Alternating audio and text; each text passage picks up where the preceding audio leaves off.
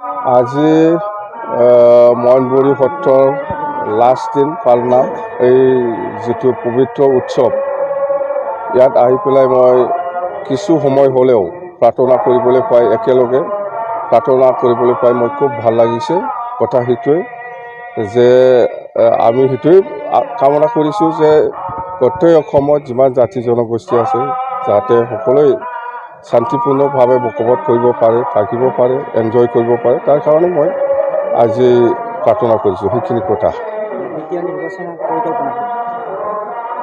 BTR নিৰ্বাচন আমাৰ BPF দল হিচাপে খুব ভালে চলি আছে, খুব জোৰদাৰভাৱে চলি আছে প্ৰিপাৰেশ্যনটো।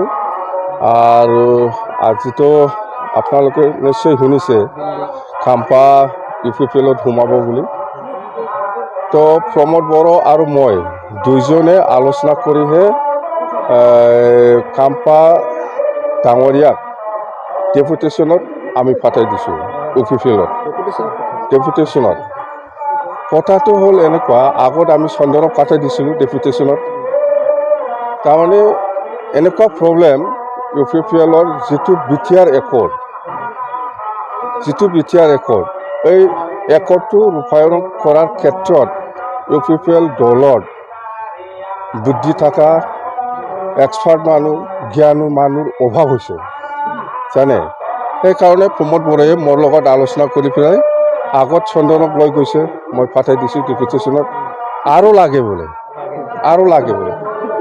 সেইকাৰণে মই উপায় নাই, খাম্পাক আৰু পাঠাব লগা হৈছে।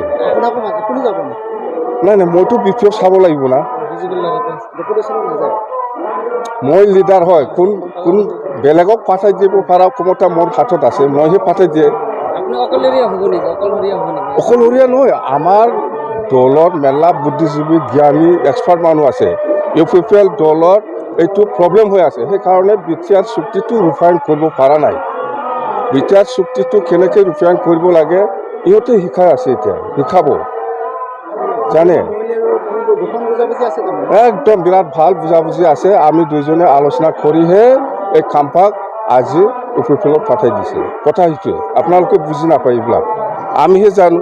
দল চলোৱা ভিতৰৰ কথা ডেপুটেশ্যনত নাই ডেপুটেশ্যনত গৈছে। আমাৰ দলৰ পৰা আমি UPPLৰ তাত ডেপুটেশ্যনত পাঠাই দিছে। কথা সেইটোৱে যে বিটিআৰ চুক্তিটো যদি আখৰে ৰূপায়ণ কৰিব লাগে তেতিয়াহ'লে এক্সপাৰ্ট, বুদ্ধি থকা, জ্ঞানী মানুহ লাগিব না নাই। UPPLৰ দলৰ সেইবিলাক মানুহ নাই, এনেকুৱা মানুহ নাই। সেইকাৰণে আমাৰ পৰা জ্ঞানী, বুদ্ধি থকা, এক্সপাৰ্ট মানুহ মই পাঠাই দিছোঁ। হয়, আগত চন্দনক লৈছে। চন্দনটো কেতিয়াবাই তাৰ ডেপুটেশ্যনটো কেতিয়াবাই শেষ হৈছিল, কাৰণ চন্দনে প্ৰমোদ বড়োৱে এক্সটেণ্ড কৰি লৈ আছে। আৰু একজন পালে আৰু বেছি ভাল হ'ব বুলি মোক বাৰে ৰিকুৱেষ্ট কৰাৰ কাৰণে মই দি দিছোঁ। এইটো ইহঁতৰ ফলীয়া, এইটো নাম নাই। এইবিলাক আচলটো হ'ল খাম্পা আৰু চন্দন খুব জ্ঞানী, বুদ্ধি থকা, এক্সপাৰ্ট মানুহ লাগে বুলি কোৱাৰ কাৰণে মই দি দিছোঁ। সেইটো উন্নয়ন কৰিব পৰা নাই, সেইকাৰণেতো এক্সপাৰ্ট মানুহ লাগে। এক্সপাৰ্ট মানুহ দি দিছোঁ মই খাম্পাৰ আৰু চন্দন।